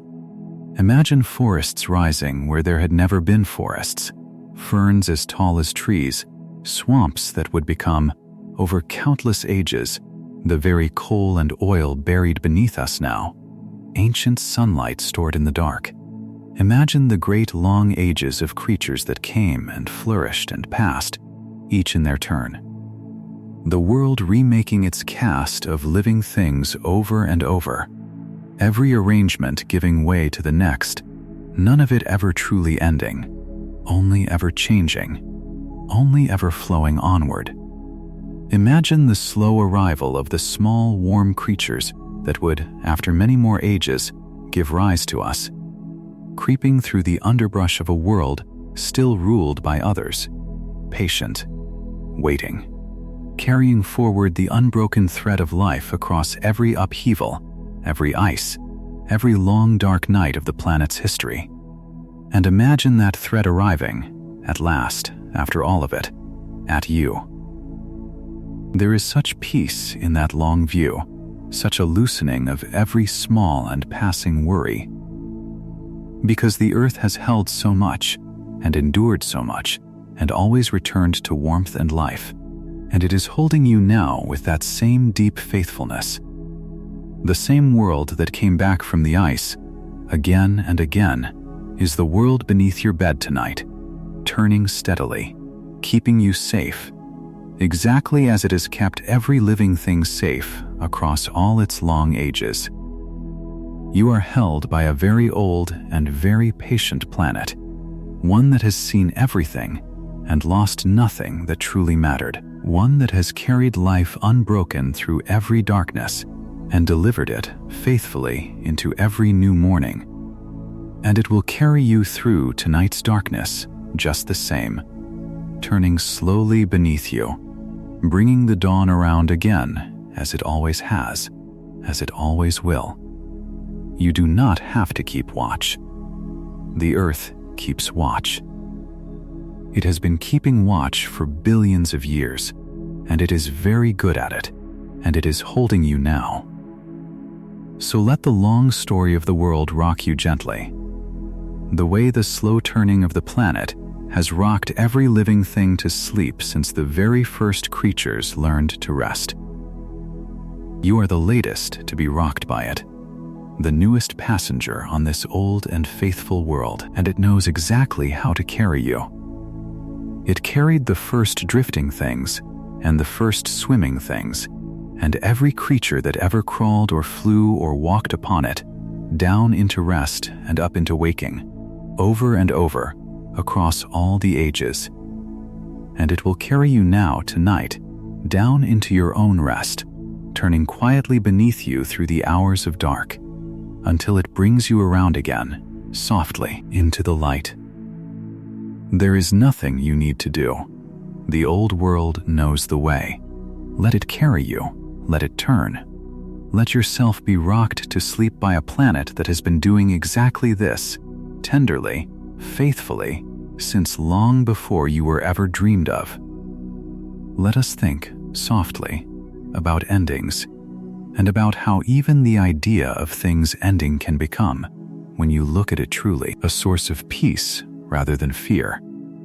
Because sometimes, lying awake in the dark, the mind wanders toward the far future, toward the eventual fading of things, and a small cold feeling can creep in. But we are going to meet that too, tonight, and take all the cold out of it. Everything in the cosmos changes and turns, and in its own time transforms into something else. The stars themselves do not last forever. Even our sun, warm and steady as it seems, is living out a long, calm middle age, and will one day, billions upon billions of years from now, grow old and change, as all stars do. But there is nothing frightening in that, because it is so unimaginably far away, and because it is not truly an ending at all. When stars grow old and let go of their outer layers, they scatter their material back into space, where it drifts and gathers and becomes new stars, new worlds, new possibilities. Nothing is lost. Everything is passed along. The ending of one star is the beginning of another, and the material simply flows onward as it always has, from form to form to form. That is the deepest truth of the cosmos, and it is a tender one. Nothing is ever really destroyed. It is only ever transformed. The atoms that make you tonight have existed since almost the beginning of the universe, and they will go on existing long after this particular arrangement of them, this person, this you, has softened and changed and flowed onward into whatever comes next. You are not a fragile thing that could be lost. You are a passing shape taken by something that cannot be lost at all, something ancient and enduring, borrowed for a while into the form of you, and someday gently released again to become part of the ongoing flow of the world. There is no cliff edge anywhere in that. There is only a long, soft, continuous flowing. From star to world to living thing and back again, endlessly, tenderly, with nothing ever truly ending and nothing ever truly lost. You belong to that flow. You are safe inside it. It has held everything that has ever existed, and it will hold you, always, so the far future is nothing to fear, and the great slow changes of the cosmos are nothing to fear. And even the passing of your own particular shape someday is nothing to fear, because it is not an ending, but a returning, a giving back of borrowed star stuff to the vast and patient whole from which it came. Think of it the way you might think of a wave returning to the sea. The wave does not die when it settles back into the water. It was never separate from the water in the first place. It was only the ocean, briefly taking the shape of a wave, and when the wave settles, the ocean is not diminished at all. It is exactly as full as it ever was, holding everything, losing nothing, ready to rise again into 1,000,000 new waves. You are a wave that the universe is briefly making. And when, someday, in the far and unhurried future, you settle back, you will not be lost. You will simply be the ocean again, as you always secretly were, held completely, safe forever in the whole. There is such rest in that, such a complete letting go. You do not have to hold your shape against the dark. You do not have to grip or clench or defend against the flowing of things. You can loosen your hold entirely, tonight, knowing that you are held by something that cannot lose you, something that has never once dropped anything it made, something that carries every wave gently back into the sea and lifts every wave gently out again, over and over, forever. Let go of the holding. Let go of the gripping. Let yourself be a wave, resting, trusting the ocean, knowing that whatever comes, you are safe in it, part of it, held by it, always. There is nothing to defend against tonight. There is only the soft, endless flowing, and you at rest inside it, exactly where you belong. Let us drift now into another gentle imagining, another journey where you have nothing to do but be carried. Picture yourself standing, in a dream, upon the surface of some distant and peaceful world, not as an intruder, not as a stranger in danger, but as a welcome traveler come to visit at last. The ground beneath your feet is quiet and firm.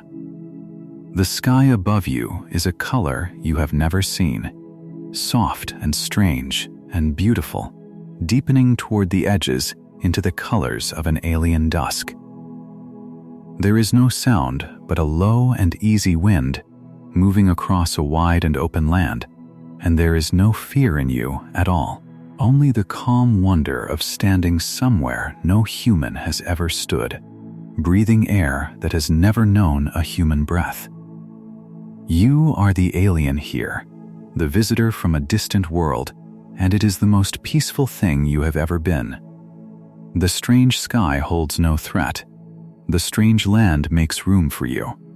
You are a welcome wanderer at the far edge of everything, and everything is quiet. And everything is well. Look up, in this dream, at the sky of this other world, and find, among its unfamiliar stars, one faint and distant point of light that is your own sun, impossibly far, holding, somewhere in its glow too small to see. The little blue world where you were born, where your bed is, where your body lies resting even now. See how far you have come in this dream. See how the whole journey of life, from the ash of the stars to this quiet moment on a distant shore, has brought you here. A wondering mind standing beneath an alien dusk, gazing back at the small warm light of home.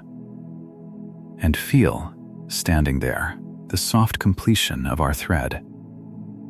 You went looking for the alien, and you became the alien. And it turned out to be the most tender thing in the world, a welcome traveler under a peaceful sky, home in the whole universe, at rest wherever you stand.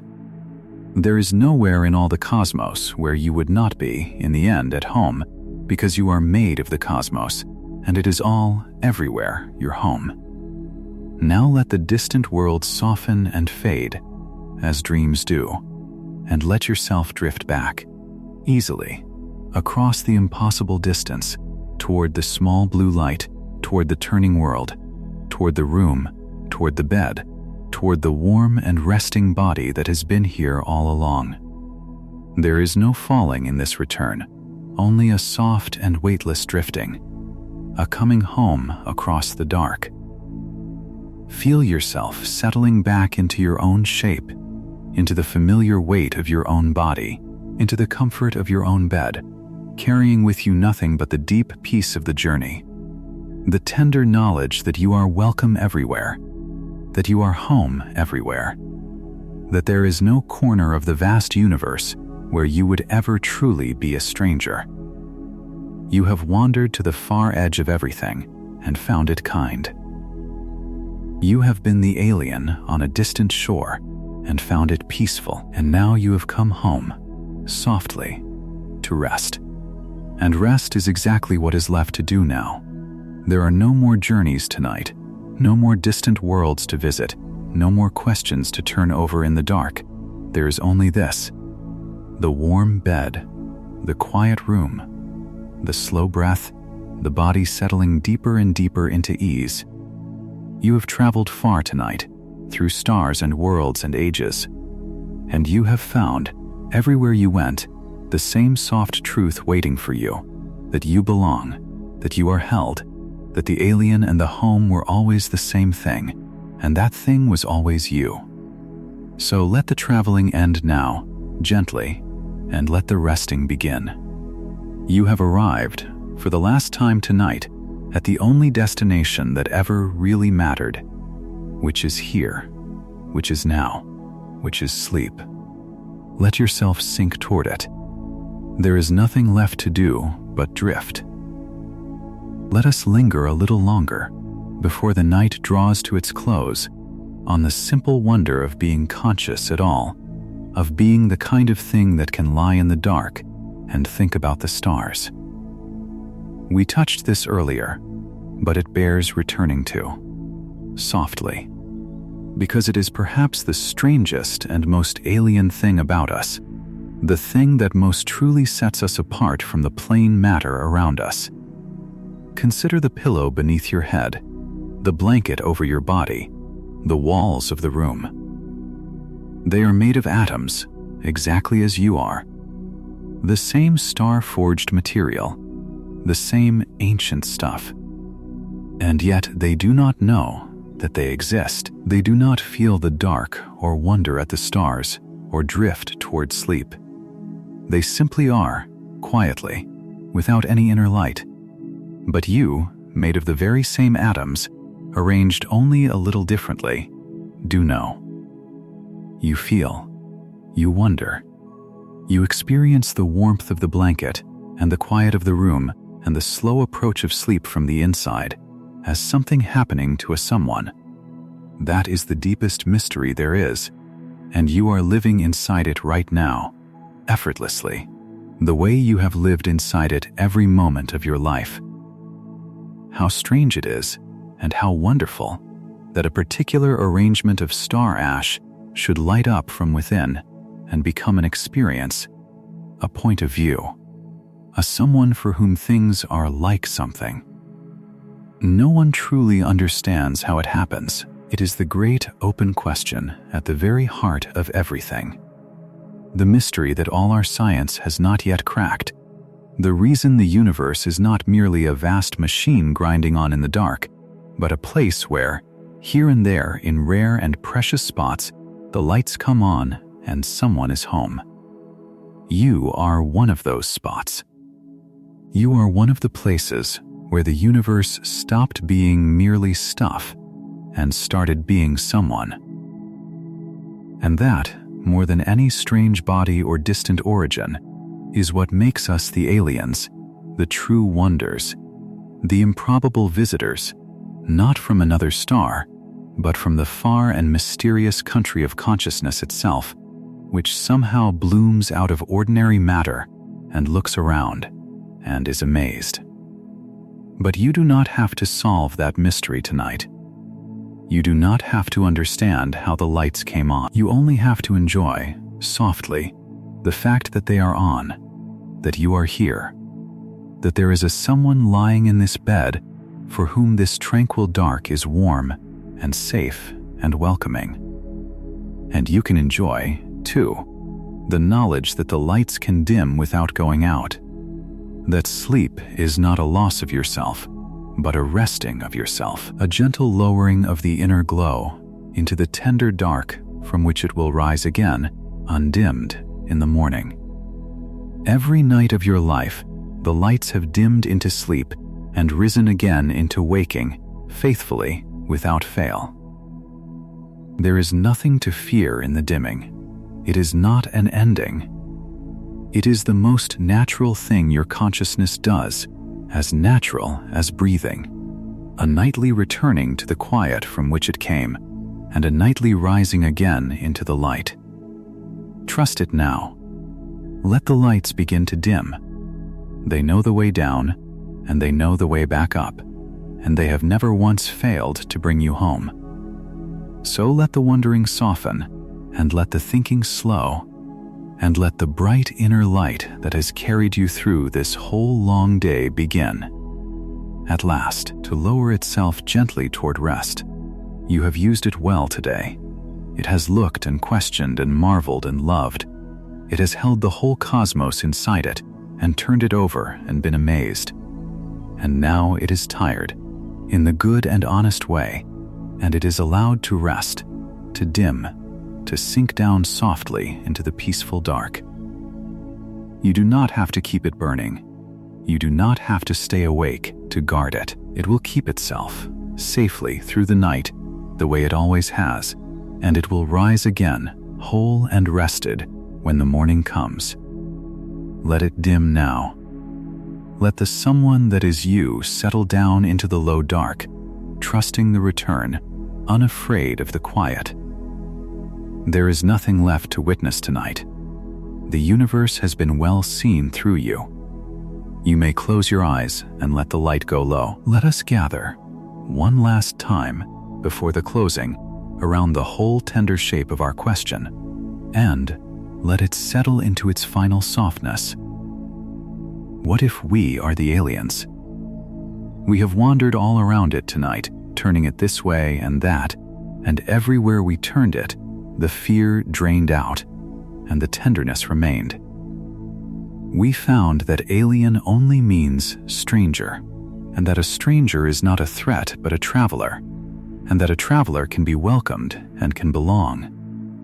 We found that we are made of the stars, cooked in their hearts, scattered by their endings, gathered again into a world and into you. We found that life on this planet is a long, unbroken, patient miracle, and that you are its living tip, the newest word in a story billions of years old. We found that the sky is full of worlds, and that the silence between them is not loneliness but rest, and that the great dark is not a threat but a nursery, the quiet place from which all things are born. And through all of it ran a single soft thread, turning and returning, that the stranger we searched the stars for wears our own face, and that this is not a shock but a homecoming, the softest recognition there is. And here is where that thread finally comes to rest. The alien is you, and you are gentle. The visitor is you, and you are welcome. The stranger from the stars is you, and you are home. There is no frightening other waiting out there in the dark, because the only ones out there, if there are any, are wanderers like you, made of the same stars, home in the same house of the world, hoping, as you hope, to find in the dark a kind and gentle face. You are that face. You have always been that face. And so the searching can rest now, and the wondering can rest now, and you can rest now, held by the deep and quiet knowledge that whatever the answer to our question turns out to be, it was never anything to be afraid of. It was only ever an invitation to feel how completely, how tenderly, how utterly you belong. So carry that with you as you sink now toward sleep, not as an idea to hold, but as a warmth to rest in. You belong. You are held. You are home. The universe made you out of its own oldest material and set you down in a world that could keep you, and gave you the rare gift of a mind that could look up and wonder at all of it. And now it is asking nothing more of you than to rest, to let go, to sink down softly into the hushed dark from which you came and to which you return, gently, every single night. There is nowhere you need to be. There is nothing you need to do. There is no stranger to fear, and no distance to cross, and no question left to answer. There is only this warm bed, this quiet room, this slow breath, and the vast and tender cosmos holding you the way it holds everything, completely, safely, forever. Let it hold you now. Let yourself go. Let us rest, before the closing, in one more soothing thought, the thought of light itself, and the long journeys it makes to reach us. When you look up at a star, you are not seeing it as it is now. You are seeing the light that left it long ago, sometimes years ago, sometimes centuries, sometimes across such vast stretches of time that the light began its journey before there were any humans to imagine catching it. That light has been traveling toward you, patiently, across the enormous dark, for all that time, crossing distances too great to feel, carrying with it the faint, warm message of a distant sun, and it arrives, at last, tonight, in your one small upward glance. Every star you have ever seen has been sending its light toward you across the ages, a slow and faithful gift, arriving exactly when you are ready to receive it. You are the destination of an unimaginable number of these long journeys of light, the place where all that ancient brightness finally comes to rest. Think of how many of them there are, all arriving at once, from every direction of the sky, each one having set out at a different moment across the deep history of the cosmos, each one carrying the faint warm signature of a different sun, and all of them converging, tonight, on the small resting place that is you. Some of that light left its star while our world was still young. Some of it left before the first creatures ever crept onto the land. And all of it has been on its way to you, without pause, without weariness, without ever once turning back, across a vast and patient dark, until this very hour, when it arrives, soft and faint, and faithful, at the shore of your one upward glance, and there is something deeply soothing in that, once you feel it fully. It means that the whole sky is tenderly reaching toward you, has been reaching toward you your whole life, sending its light across the dark to find you. It means you are not a small forgotten thing beneath an indifferent sky, but the very point toward which all that starlight has been patiently traveling, the eye it was, in a sense, always coming to meet. When that ancient light left its distant star, the star could not have known that one day it would land in your eye, in this room, on this night. And yet here it is. And here you are, the meeting place, the destination, the quiet shore where the long waves of starlight finally break. You are being reached, constantly, tenderly, by the entire cosmos, whether you notice it or not, whether you are awake or asleep. The light keeps coming. It has never stopped coming. It is falling softly onto the roof above you even now, onto the world around you, a steady, silent rain of ancient brightness, arriving from everywhere at once.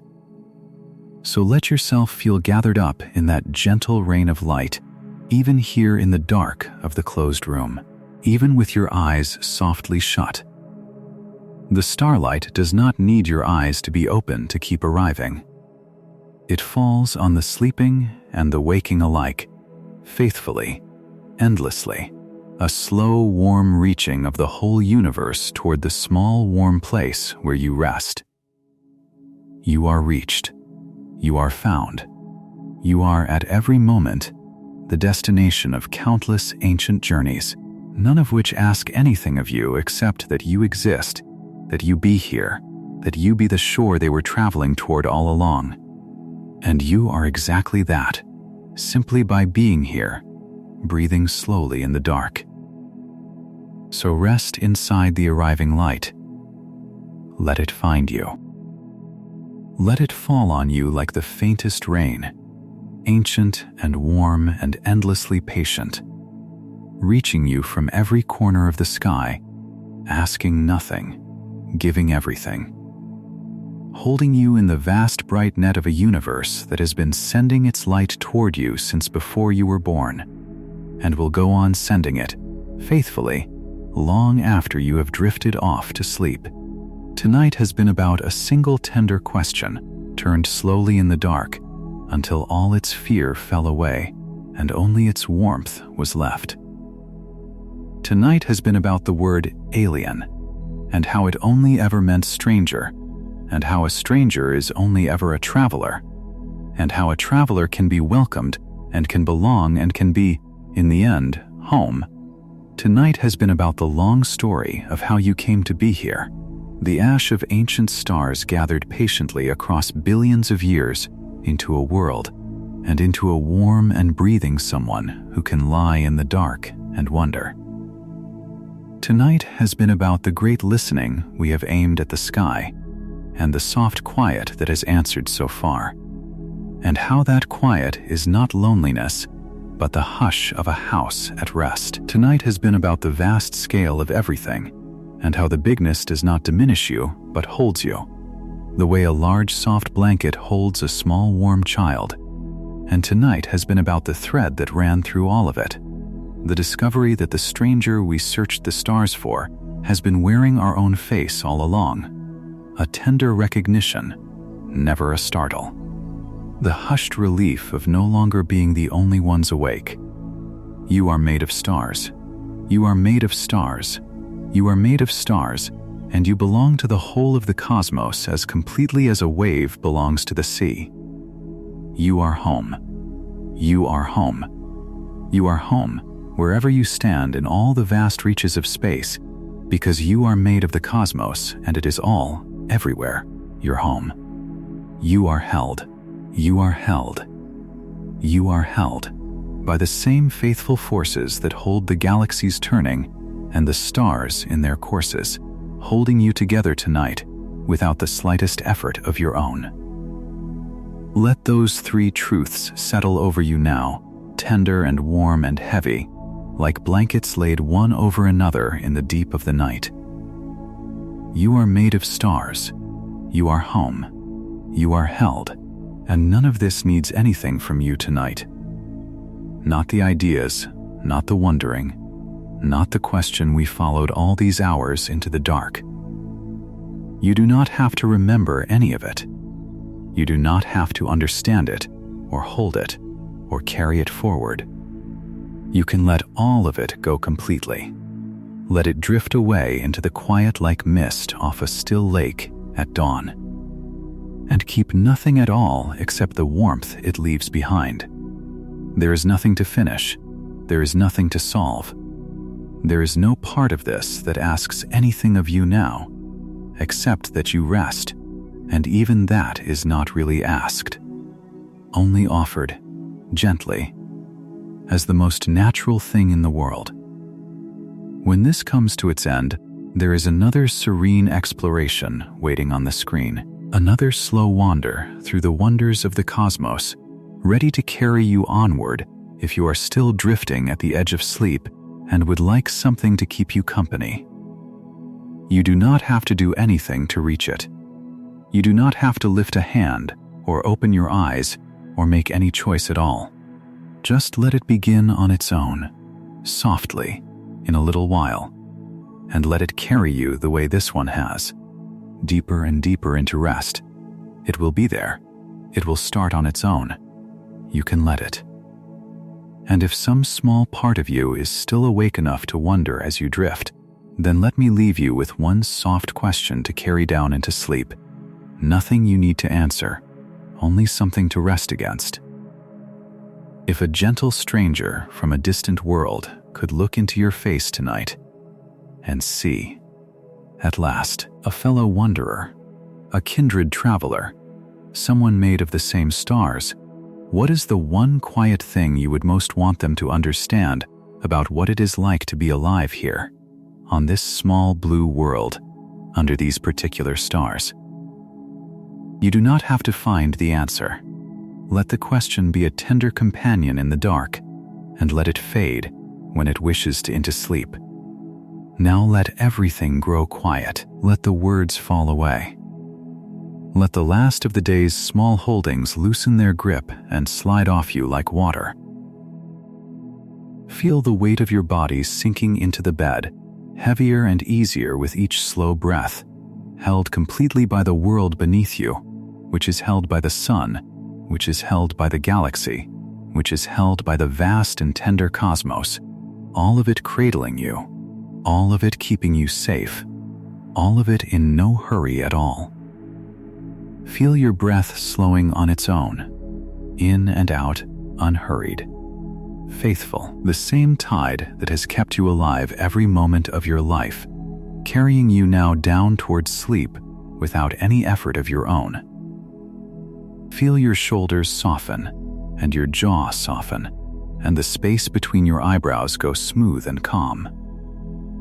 Feel yourself becoming, more and more, just a warm and low point of star stuff at rest in the great and gentle dark. There is nothing left to do now. There is nowhere left to go. The searching is over, and the wondering is over, and the whole long journey has brought you home, to here, to this bed, to this breath, to this soft and welcoming dark. You are the alien, and you are home. You are the stranger, and you are held. You are made of stars, and you are safe, and you are loved by the very cosmos that made you. And there is nothing more you need to do tonight but let go, and drift, and rest. Let yourself sink now all the way down into the deep and tranquil dark, where everything is held and nothing is ever lost. Let the last light dim, let the last thought fade. Let yourself go, softly, completely, into sleep. Sleep well.